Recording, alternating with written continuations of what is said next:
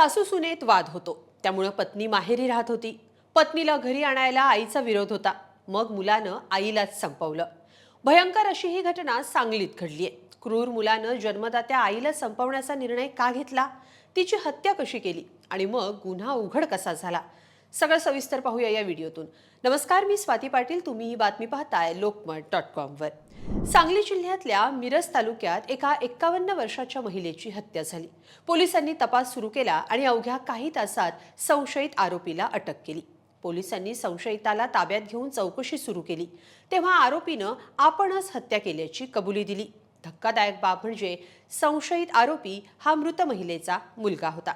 हे घडलंय सांगली जिल्ह्यात मिरज तालुक्यातल्या मानमोडी इथं. संगीता जीवन झेंडे असं मृत महिलेचं नाव आहे. तिच्या हत्येप्रकरणी बजरंग तुकाराम काशीद यांनी पोलिसात फिर्याद दिली होती. त्यानंतर पोलिसांनी आरोपी जगदीश झेंडेला अटक केली. पोलीस तपासात जगदीशनं जन्मदातीचा जीव का घेतला याचं कारण सांगितलं, तेव्हा पोलीसही चक्रावून गेले. मानमोडी इथं झेंडे मळ्यात हे झेंडे कुटुंब राहतं. पती जीवन, पत्नी संगीता आणि मुलगा जगदीश हे एकत्र राहत होते. पण जगदीशची पत्नी आणि संगीता या सासू सुनेत वाद होते. याच वादातून जगदीशची पत्नी सोनाली माहेरी राहत होती.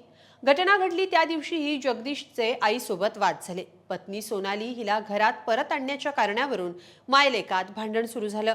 याच रागातून संशयित जगदीश यानं घरात कुणीही नसल्याचं पाहून संगीता यांची हत्या केली आणि तो पसार झाला. हे सगळं घडत असताना संगीता यांचे पती जीवन झेंडे हे रात्रपाळीसाठी कामावर गेले होते. ते जेव्हा घरी परतले तेव्हा पत्नीची हत्या झाल्याचं समोर आलं. या घटनेची माहिती मिळताच सहाय्यक पोलीस निरीक्षक आनंदराव घाटगे यांनी घटनास्थळी धाव घेत पंचनामा केला. मृत संगीता यांचे भाऊ बजरंग काशीद यांनी दिलेल्या तक्रारीनुसार हत्या झाली तेव्हा जगदीश आणि त्यांची बहीण संगीता दोघेच घरात होते. पण आता मात्र जगदीश फरार होता. त्यामुळे ही हत्या जगदीशनंच केल्याचा पोलिसांना संशय होता.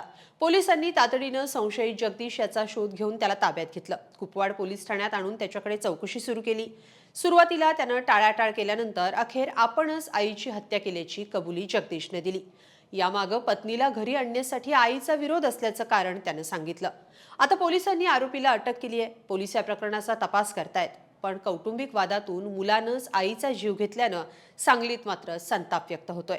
जिच्या पोटी जन्म घेतला तिचाच जीव घेणाऱ्या मुलाला कठोर शिक्षा व्हावी अशी मागणी होतीये. तुम्हाला काय वाटतं? कमेंटमध्ये नक्की लिहा आणि लोकमत.com ला सबस्क्राईब करा. धन्यवाद.